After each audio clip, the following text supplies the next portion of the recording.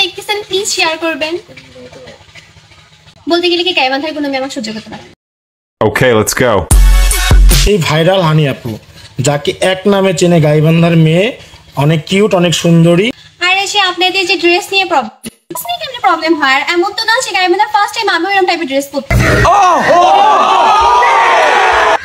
আরো কত আমার থেকে সিনিয়র আপুরা আছে, ইন্টার সেকেন্ড ইয়ারে পরে, কলেজে পরে, তারাও তো এরকম ড্রেস পরতেছে, তাই না?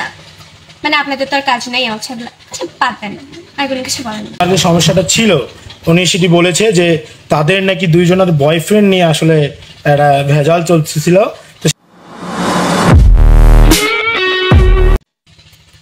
আসসালামু আলাইকুম হানি আপু। ওয়ালাইকুম আসসালাম। আপনার একটি ভিডিও আমার পেজে আমরা গাইবান্ধা পৌর পার্কে আমরা দেখেছি, আপনি কিছু মেয়ের সঙ্গে আপনার হাতাহাতি হচ্ছিল।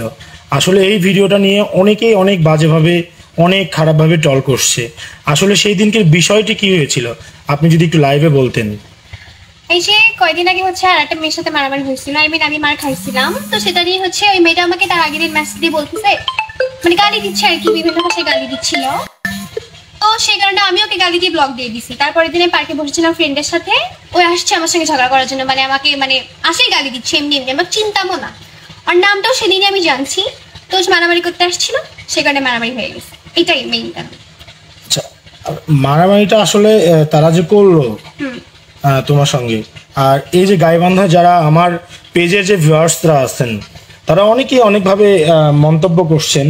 আসলে আপনার অনেকেই বলছেন আপনার ড্রেস আপ আনতেন, এগুলো যেমন তেমন।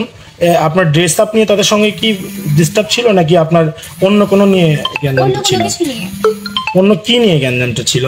মানে মেয়েটা হচ্ছে ড্রেস আপ নিয়ে এখানে কোনো কিছুই হয়নি, মানে বলতে গেলে কি গাইবান্ধার কোনো মেয়ে আমাকে সহ্য করতে পারে না।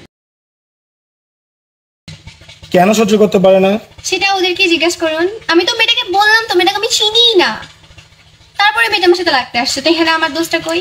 আচ্ছা, এখন আসলে আমি যে আমার পেজ থেকে ভিডিও দিচ্ছি এবং গাইবান্ধার অনেক ভিউয়ার্সরা আপনার ভিডিও দেখতেছে, আপনি ভিউয়ার্সদের জন্য কিছু বলেন যে আসলে আপনি গাইবান্ধার, আমাদের গাইবান্ধার একটি মেয়ে হয়ে অনেক সুন্দর, আপনার ভিডিও ভাইরাল হচ্ছে, জীবনে কি হতে চান আপনি? আমার ইচ্ছা একটা বড় সেলিব্রিটি হওয়া। হ্যাঁ, আমার পুলিশেরও ইচ্ছা আছে, মানে আমি এটাই করতে চাই, মানে পুলিশ হইতে চাই, সেলিব্রিটি হইতে চাই। সো আজ এই পর্যন্তই। ভিডিও ভালো লাগলে সামাজিক কাজে লেগে পড়ুন প্লিজ প্লিজ। সো আজ আমি যাচ্ছি, খুব শীঘ্র